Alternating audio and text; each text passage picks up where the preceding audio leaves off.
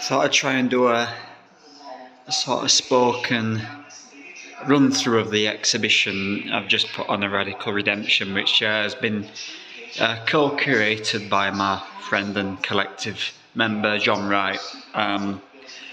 Felt like a sort of talk through was important because context-wise, it's probably the most in-depth thought through project I've ever worked upon, and in many respects it compiles a lot of work that I've been developing kind of coincidentally through the pandemic, but perhaps due to the pandemic and how it kind of forced us to live for a time. It's been an incredibly interrogative, introspective exhibition.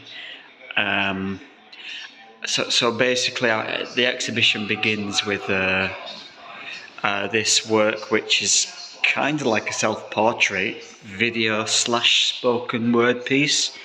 It's called It's War Then, and to some extent it mirrors the sort of kind of the almost stereotypes that people end up becoming in the arguments that go on specifically on social media. But I wanted to kind of like look into how these arguments can often become internalized as a sort of kind of inner monologue, a kind of a war in the monologue. If like when there is a sort of kind of a culture war, even though that's a problematic term, that it's often kind of a war that's actually being fought out in our monologue if we are sort of kind of conscientious of our sort of kind of position in society.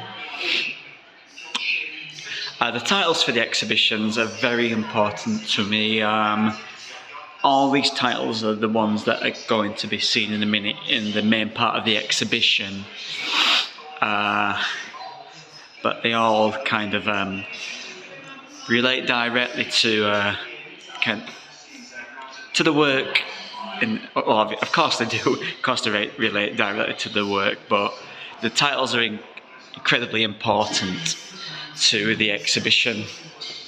So as you come into the exhibition, you sort of kind of faced by this grey wall.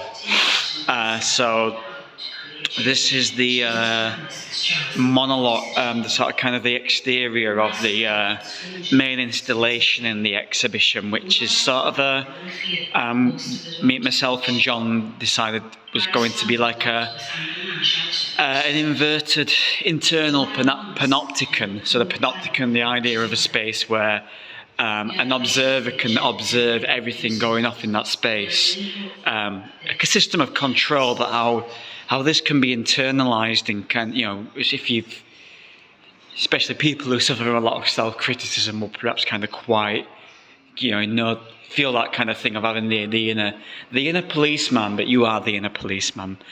So this space is intentionally claustrophobic because it's intentionally supposed to be a lived-in space, not as in like actually living in it, but the exhibition itself is dealing with addiction, toxic masculinity, and sort of kind of fictionalized accounts of kind of situations that someone could find themselves in as kind of becoming like a criminal in society, in the face of society. Sometimes horrific, sometimes kind of minor crimes, but nonetheless being treated in this sort of kind of way of being shamed. So a lot of it's kind of to do with, of course, like mental health and things, but this had to be sort of kind of made manifest in a physical sculpture of these drawings. I've always had a little bit of an issue with how my drawings are perceived when they're just on walls. I've never really been an artist who makes work purely to be sold. The reason I make drawings in many respects is because drawing was the first tool I picked up in my teens as a sort of kind of way of kind of finding a voice for myself. But nonetheless, it sort of lends itself sometimes more to kind of like they're almost like chapters in a novel that never ends, if that makes sense. And sometimes, if you sell a drawing, an original, it's like losing a chapter from a book. So making it into something more sculptural and sort of kind of engaged with it on that level feels far more appropriate for me. Obviously there's an unmade bed in the exhibition. That feels like a very obvious statement in the art world, but I felt like it was necessary to renew that kind of idea specifically for the project I'm trying to make. Once I kind of look at my drawings, and a lot of people might see hopelessness in them. One thing that's come to kind of the surface in acknowledgement for myself is how my drawings are really a friction between the idea of free will and causality. Causality being like, you're like a total product of everything that occurs around you, your environment you're in, to the down to the very last actions, whether they're criminal actions or sort of kind of successful actions. But free will in our society kind of reigns. We sort of kind of hold people wholly responsible for where they've ended up in life. And obviously there has to be some accountability. But with this installation, it was largely about kind of, I guess the difficulty I kind of encounter with self-actualization. And I wanted to play on the idea of the lived in, as in like acknowledging things not being as they are, should be, but also acknowledging that not everything has to be not everything which discusses addiction or destructive behaviours has to be a story about redemption already occurred. And I guess that's why the exhibition's called a Radical Redemption, because it's kind of like homing in on a personal and a societal level on the fact that we need something radical, but we are sort of kind of in a space where we're all finger pointing at the moment. We're all finger pointing, blaming one another for the problem, as if we've already resigned ourselves to the world being a lost cause. So I have tried to kind of look at that by kind of looking at myself in like a semi-fictionalized sense and the worst aspects of me, and putting them on trial in the exhibition as a way of kind of like saying, look, at what point is somebody redeemable? At what point can we like kind of actually find a sort of collective kind of way of kind of reckoning with what we face on a societal, like global and ecological level at the moment. This culminates in the film, where you may have seen the masks in the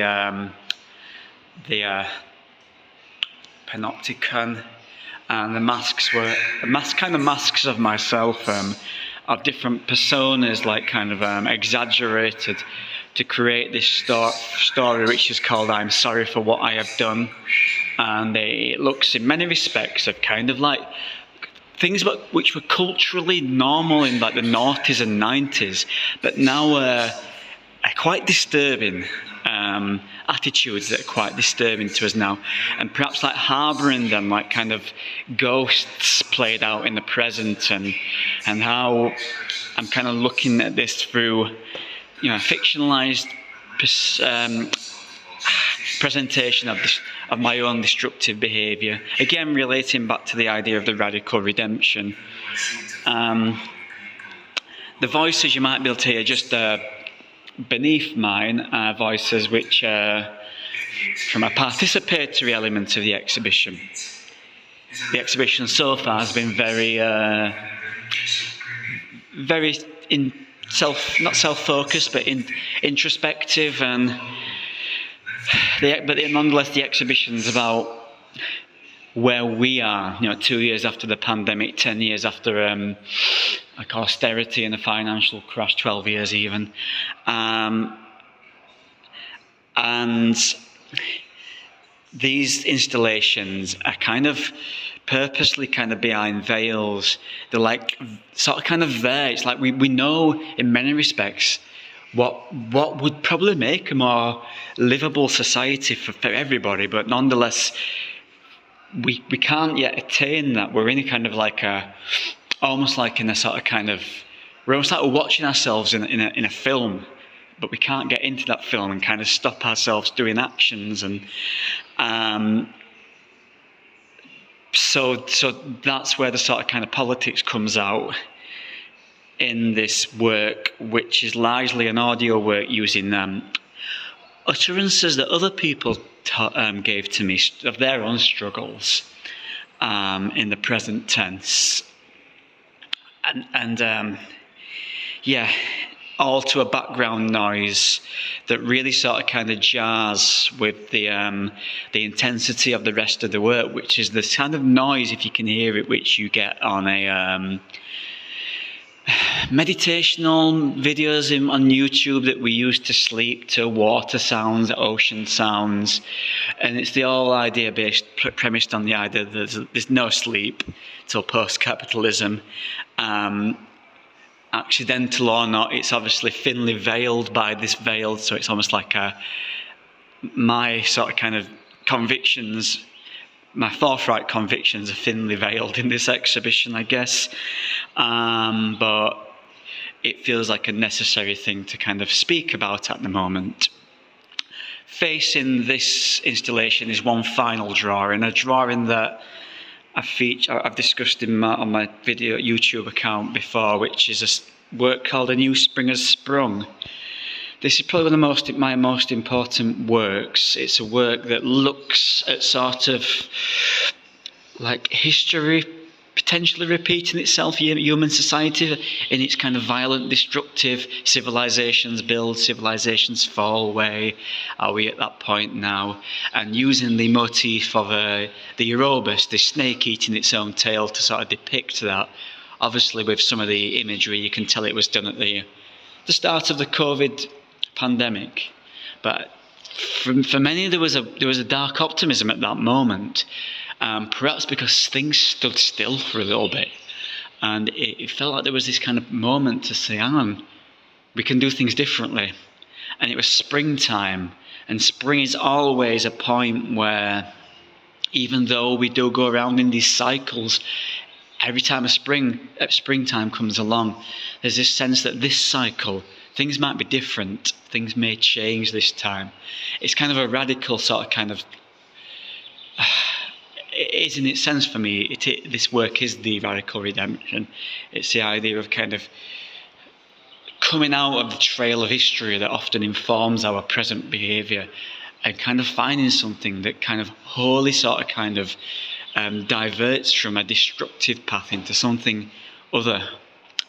Anyway, that's a very off-the-cuff explanation about this exhibition. With no edits at all, so I hope it makes sense.